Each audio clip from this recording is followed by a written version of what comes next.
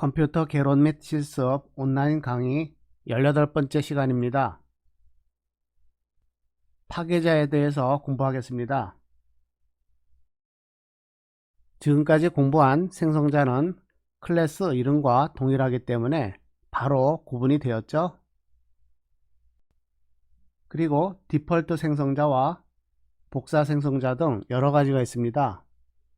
그러나 파괴자는요, 딱 한 개만 존재하고요. 그 앞에 틸더를 붙입니다.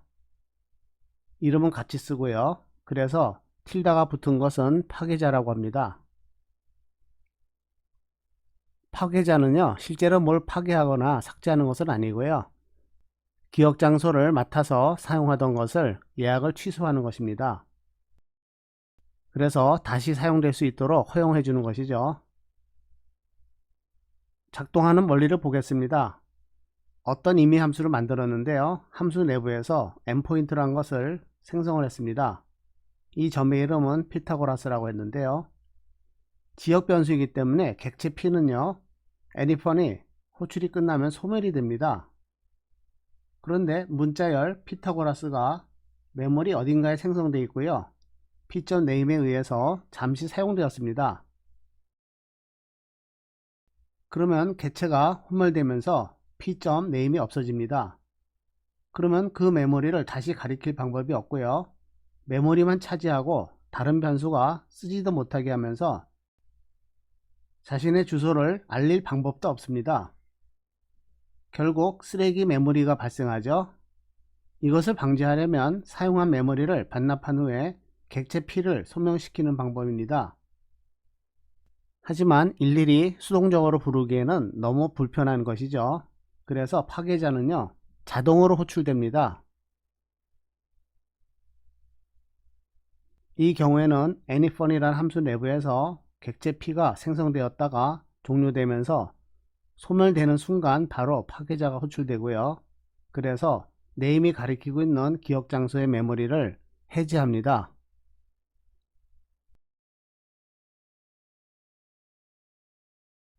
파괴자의 문법은요, 이와 같이 틸다 뒤에 클래스 이름을 적고요. 포인터가 가리키는 메모리를 삭제하는 것을 주 목적으로 합니다. 파괴자는 틸다를 클래스 이름 앞에 붙이고요. 인수는 없습니다. 심지어 실행 내용이 없어도 상관없습니다. 사용자가 파괴자를 명시적으로 작성하지 않으면요, 이와 같은 디폴트 파괴자가 자동으로 호출됩니다. 아무것도 실행하진 않네요. 파괴자는 사용자가 호출하는 것이 아니고 객체가 소멸될 때 자동으로 호출하는 것이기 때문에요, 메모리가 알아서 반납됩니다. 지금까지 공부한 클래스를 살펴보면요, 멤버가 있고요, 생성자가 있고요, 그 다음에 파괴자가 있고 멤버 함수가 있습니다. 그리고 중요한 것은요, 디폴트 생성자와 복사 생성자였죠. 이와 같이 복사 생성자를 이용해서 앞에서 두 객체의 포인터 네임이 동일한 주소를 가리키지 않도록 하는데 성공했습니다. 그런데 아직도 문제가 남아 있습니다. 선언문이 아닌 문장에서 어사이먼트에 의한 대입입니다. 앞에서 작성한 클래스와 여기 있는 메인 함수를 실행을 하면요, 또 문제가 생깁니다. 메인 함수에서 endpoint 객체 A를 만듭니다. 좌표값을 주고요, here라는 이름을 붙였습니다. B라는 객체는 A에서 복사가 됩니다. 복사 생성자를 사용하겠죠. 객체 C는 디폴트 생성자를 이용해서 만들어집니다. 여기서 포인터의 주소를 출력을 해볼까요? 이와 같이 60으로 끝나고요, 98로 끝나고 D0로 끝납니다. 그런데 문제는요, A를 C에 할당할 때 나타납니다. C와 A를 같게 놓고요, 다시 출력을 해보면요, 네임의 주소가 이와 같이 60과 98과 다시 60이 되었습니다. C에 있는 네임이 A에 있는 네임과 같아져 버렸네요. 지금까지 A와 B와 C는요 모두 독립적인 객체였는데요. 이러한 명령에 의해서 다시 같은 주소의 악명이 다시 살아났습니다. 조금 전까지는 독립적이었는데 이러한 명령에 의해서 독립성을 잃어버립니다. 그러면 첫 번째 문장과 세 번째 문장은 어떤 점에서 다를까요? 첫 번째 문장은요 이와 같은 데이터형이 있기 때문에요 B에다가 A를 할당하는 것은요 선언문에서 사용되는 것입니다. 여기는 선언문이 아니고 실행문입니다. 따라서 이와 같은 복사 생성자와 비슷한 것을 실행문에서도 동작하도록 다시 만들어야 됩니다. 그것을 우리는 대입 연산자라고 합니다. 내용을 보면요 어떤 객체를 독립적으로 만들고요 같은 내용을 복사하는 것이기 때문에 실제로 작성되는 문장도 비슷합니다. 조금 전에 나타난 문제를 아주 이상한 방법으로 해결할 수도 있는데요. 이와 같이 실행문에서 할당을 방지하는 것입니다. 이것이 에러가 나도록 만드는 것인데요. 클래스의 선언문에서 할당문이 프라이빗으로 되세요. 외부에서는 사용하지 못하도록 막는 것입니다. endpoint 참조를 리턴하는 오퍼레이터 이퀄이라는 함수를 프라이빗으로 보내버리면요. 이러한 문장은 컴파일이 되지 않습니다.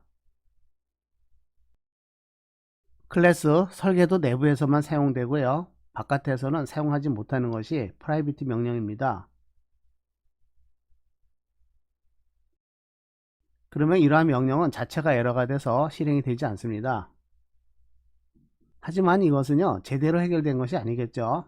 실수로라도 이러한 문장을 작성하면 에러가 난다는 것은 상당히 문제가 있네요. 그래서 대입 연산자를 적절히 정의하는 것이 필요합니다. 대입 연산자는 복사 생성자와 거의 비슷하게 생겼습니다.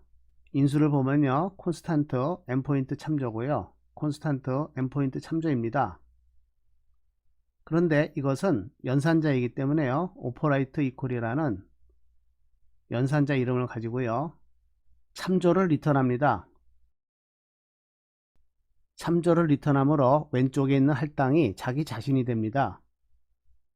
그런데 여기서 this라는 것이 있는데요 실행문에서는 이미 존재하는 객체의 이름으로 호출합니다. 예를 들어서 endpoint 객체 A를 만들고요 A가 멤버 함수 out를 부릅니다. 그런데 클래스를 설계하는 중에서는요 이 안에는 객체가 없습니다. 객체는 바깥에서 생성되는 것이고요 이것은 설계도입니다. 그래서 설계 중인 내부에서는 객체가 없기 때문에 가상적인 자신을 this라고 가리킵니다. 클래스에 의해서 어떤 객체가 생성되면요 그것을 가리키는 자신을 this라고 합니다. 그렇다면 어사이먼트 왼쪽에 있는 자기 자신이 인수로 주어진 P와 같지 않은 경우에는요 복사 생성자에 있는 내용을 실행을 합니다. name은 new character 똑같죠. string copy도 똑같고요 x, y의 값도 똑같습니다. 복사 생성자에서 사용되는 모든 것을 여기다 복사를 하고요 대신에 자기가 원래 가지고 있던 메모리는요 해제하고요 새로운 주소를 받는 것입니다. 복사 생성자에서는요 새로운 객체를 생성하는 것이므로 아무것도 지울 것이 없죠. 새로 생기는 것이니까요. 하지만 대입 연산자는요 이미 존재하고 있는 어떤 객체가 있습니다. 그렇기 때문에 자기가 가지고 있던 메모리를 해제하고요 새로운 메모리 주소를 받는 것입니다. 이것을 빠뜨리면 안됩니다. 왜냐하면 객체가 소멸하는 경우에는 파괴자가 이것을 부르지만요 여기서는 사용자가 알아서 메모리를 해제해야 됩니다. 이 라인만 주의하면요 복사 생성자와 똑같은 내용입니다. 그렇다면 A는 equal A와 같이 같은 것을 어사인 할 때는 어떻게 될까요? 자기 자신을 자기 자신한테 할당할 때는요 아무것도 할 필요가 없거든요. 그래서 아무것도 하지 않고 그냥 자기 자신을 리턴하면요 A는 A의 복사가 된 것과 마찬가지입니다. 앞에서 작성한 대입 연산자를 컴파일하고요 다시 실행을 해봅니다. 그렇다면 실행문 C 어사인먼트 A는요, A의 객체를 C에 복사를 하는데요.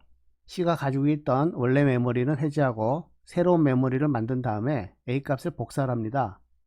그래서 출력을 해보면요, 이와 같이 세 개의 객체는 모두 다른 주소를 가지고 있습니다. 이 경우에는 해제한 메모리를 다시 잡았네요. 하지만 경우에 따라서는요, 원래 있던 주소와 달라질 수 있습니다. 이와 같이 대입 연산자를 복사 연산자와 동일한 방법으로 정의하고요. this가 가리키는 객체에 자기 자신을 리턴하는 명령으로 모든 객체 ABC는요, 비록 내용은 모두 동일하지만 각각의 포인터 주소는 모두 독립적으로 되었습니다. 다시 말해서 here라는 것은요, 컴퓨터의 세 개가 각각 다른 곳에 생성되어 세 객체의 서로 다른 포인터에 의해서 독립적으로 가리켜집니다. 똑같은 것 같지만 모두 다른 주소에서 저장하고 있는 here입니다. 앞에서 말한 바와 같이 A는 A로 어사인하는 경우에는요, 이와 같이 자기 자신을 그대로 리턴합니다. 만약에 여기에는 if문이 없이 이와 같이 작성을 하면요, P와 자기 자신은 같은 것이기 때문에요, 나중에 스트링 카피할 때 문제가 생깁니다. 원래 가지고 있던 주소를 이 명령에 의해서 상실해 버리거든요. 그러면 복사할 것이 없습니다.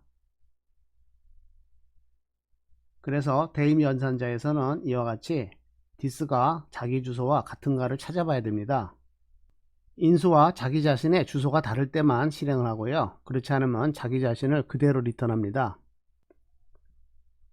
동적 할당 클래스의 조건인데요. 초기화라는 것은요, 객체를 위한 메모리를 할당할 때 이 공간을 어떻게 채울 것인가를 지정합니다. 일회성이고요. 객체를 생성할 때 딱 한 번만 실행됩니다. 대입 연산자를 사용하는 것은요, 이미 생성된 어떤 객체를 같은 타입의 다른 객체를 이용해서 사본으로 재정의합니다. 실행 횟수에는 제한이 없고요. 하지만 초기화보다 훨씬 더 복잡하고요, 비용도 많이 듭니다. 원래의 메모리를 해제하고 새로운 메모리에 주소를 받고요, 이러한 일들을 반복합니다. 이와 같이 동적 할당 클래스를 할 경우에는요, 아래 함수를 반드시 포함해야만 그나마 제대로 작동합니다. 생성자는 앞에서 배웠죠? 생성될 때 메모리를 할당합니다. 파괴자는 사용하던 메모리를 반납해서 다시 사용할 수 있도록 해주는 것이고요. 복사 생성자는 초기화될 때 별도의 메모리를 할당합니다. 선언문에서 사용되기 때문에 완전히 새로 시작하는 객체를 생성하는 것입니다.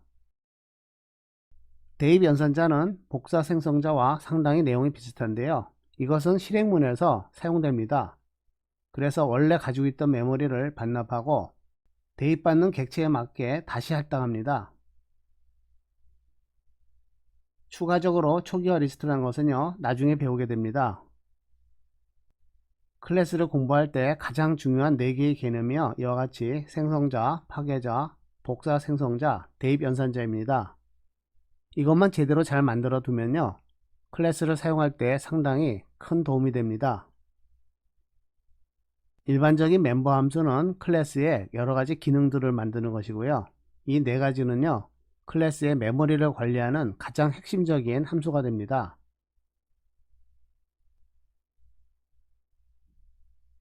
이번 강의는 여기까지입니다.